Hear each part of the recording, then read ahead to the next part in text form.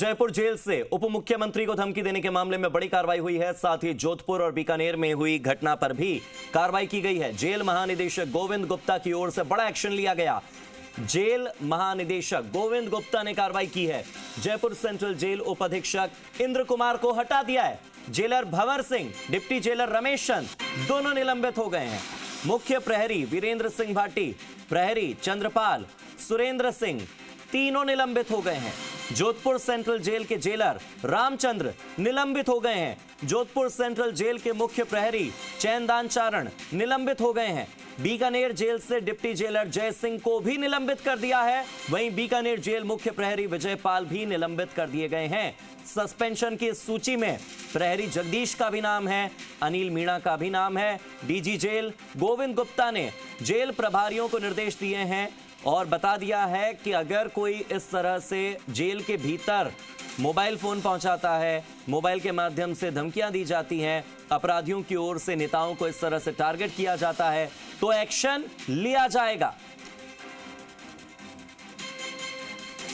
तो ये बड़ी खबर है। उप मुख्यमंत्री डॉक्टर प्रेमचंद बैरवा को जान से मारने की धमकी देने के मामले में एक्शन हुआ है जोधपुर और बीकानेर में भी, क्योंकि एक पूर्व विधायक के बेटे को धमकी दी गई थी, एक विधायक को धमकी दी गई थी, उप मुख्यमंत्री को धमकी दी गई थी। इससे पहले 3 बार मुख्यमंत्री भजनलाल शर्मा को जान से मारने की धमकी मिल चुकी है। बार बार इस तरह के प्रकरण सामने आ रहे थे, जिसमें एक बात जो साफ सामने आ रही थी वो ये कि कुल मिलाकर जेल के अंदर ही ऐसे लोग काम कर रहे हैं, सरकार के पैसा लेते हैं और उसके बाद उस सैलरी का इस्तेमाल करते हैं अपराधियों की मदद के लिए।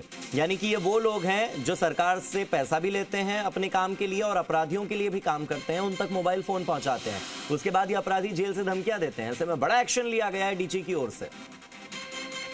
मेरे सहयोगी विष्णु शर्मा जुड़ गए, सीधे विष्णु का रुख करते हैं। विष्णु, बहुत बड़ा एक्शन हुआ है, एक बड़ा संदेश पहुंचा है कि अगर जेल के अंदर बैठकर मिलीभगत करोगे, सरकार से पैसा लेकर अपराधियों का काम करोगे तो तुम्हारे साथ भी यही होगा। हार्दिक, वाकई बड़ा संदेश है और बड़ा एक्शन भी यहां पर जेल महकमे की ओर से लिया गया है। मुख्यमंत्री खुद नाराजगी जता चुके हैं इस मामले को लेकर। पिछले दिनों मुख्यमंत्री को भी इस मामले में जेल से धमकी दी गई थी। आखिर ये मोबाइल कैसे अंदर पहुंचते हैं, इसको लेकर कई बार कवायद की जा चुकी है और अब 3 जगह से एक के बाद एक इस तरह की घटनाएं सामने आई तो उसको लेकर एक्शन लेना भी लाजमी था। अभी एक दिन पहले ही मुख्यमंत्री ने इस बात को लेकर साफ निर्देश दिए थे कि इस तरह की जो घटनाएं वो बर्दाश्त नहीं की जाएगी, कि जेलों में संदिग्ध वस्तुएं हैं, मोबाइल है, ये तमाम पहुंच रहे हैं, इन पर रोक लगानी होगी। और इसको लेकर जेल डीजी गोविंद गुप्ता ने आज वीडियो कॉन्फ्रेंसिंग के माध्यम से सभी जेल प्रभारियों को निर्देश भी दिए। और जब घटना हुई तो जो उनकी प्रारंभिक जांच हुई, उस प्रारंभिक जांच में जो दोषी पाए गए उन्हें तत्काल उनके खिलाफ एक्शन लिया गया। जयपुर में बताया था आपको कि यहाँ पर जेलर हैं कारापाल भंवर सिंह, उनको सस्पेंड कर दिया गया। डिप्टी जेलर रमेश चंद, वीरेंद्र सिंह भाटी और मुख्य प्रहरी हैं चंद्रपाल सिंह और सुरेंद्र सिंह प्रहरी को निलंबित कर दिया। और साथ में बड़ी कार्रवाई ये है कि यहाँ पर उपाधीक्षक हैं इंद्र कुमार, उनको हटा दिया और उनका मुख्यालय सीकर कर दिया गया है, यानी अब वो जयपुर से सीकर जाएंगे। इसके अलावा 23 मार्च को जोधपुर में जो घटना हुई थी उसमें भी एक्शन लिया गया।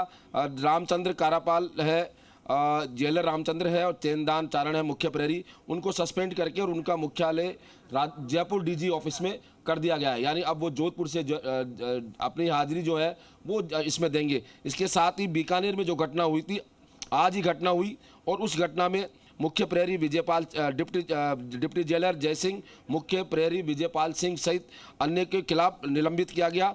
और इस पूरे मामले की जांच, अगर जयपुर वाले मामले की जांच को कहा जाए तो डीआईजी जेल इस मामले की जांच करेंगे। जोधपुर वाले मामले की जांच आईजी जेल को दिया गया है। और वहीं जो बीकानेर में आज जो घटना हुई है उसकी जाँच है वो यहाँ पर सौंपी गई है।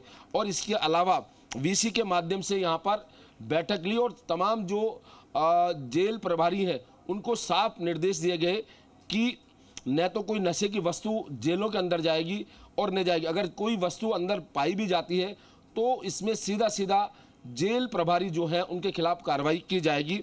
और जेल प्रभारी लगातार सघन जेलों की तलाशी लेंगे। मोबाइल, सिम या अन्य अनाधिकृत वस्तु अगर पाई जाती है तो उसके सीधे जिम्मेदार जेल प्रभारी होंगे। उसके अलावा उन्होंने कहा कि ऐसे बंदी जो इस तरह के खतरनाक या जिन पर डाउट होता है उनका ट्रांसफर दूसरी जो हार्डकोर क्रिमिनल वाली जेल है वहां पर उनको मुख्यालय प्रस्ताव बनाकर भेजा जाए। यानी जो आदतन अपराधी हैं जो इस तरह की घटनाएं करते हैं उनके जो प्रस्ताव बनवाकर जो जेल मुख्यालय वहां पर भेजा जाए। इसके अलावा उनको सुरक्षा उपकरण सीसीटीवी, यहाँ पर बैगेज स्कैनर और जो अगर कहीं खराब पड़े तो उनको तुरंत दुरुस्त करवाने के लिए भी निर्देश दिए। यानी लंबे समय से अगर है तो उनको दुरुस्त किया जाए।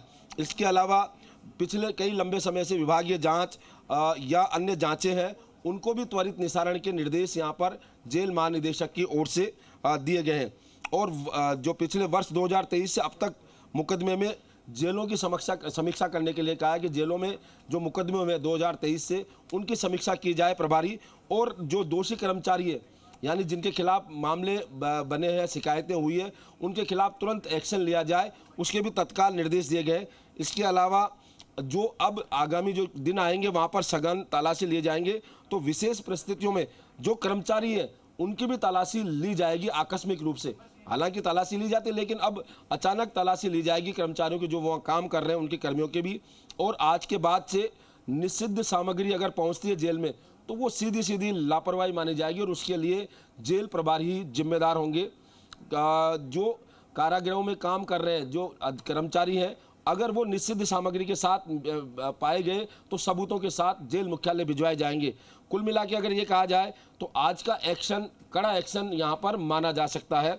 और इसको लेकर जब मुख्यमंत्री ने नाराजगी जाहिर की तो जेल मुख्यालय भी हरकत में आया और आनन फानन में तमाम जो जेलें हैं 100 से ज़्यादा जेलें यहाँ पर राजस्थान में, उनके प्रभारियों की यहाँ पर वीडियो कॉन्फ्रेंसिंग के जरिए मीटिंग हुई।